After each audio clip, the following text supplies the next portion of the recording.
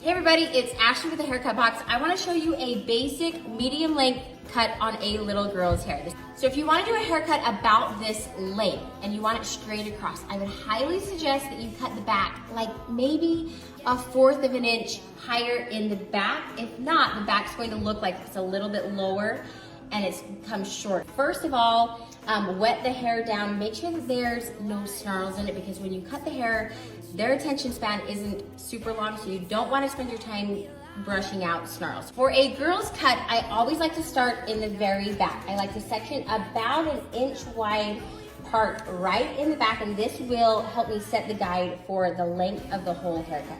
So right here, I'm going to create that section. I'm going to brush all the hair out of the way so I don't accidentally cut it. Now, you want to stand directly behind the hair or the section.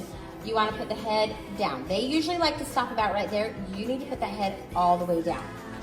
Then you are going to comb this hair straight down, and this very first cut is what will set the guide length for the entire haircut. So I'm going to pull that down. I'm going to decide how short I want it, and then I'm going to take a section and cut. Now this very first cut will be your traveling guide.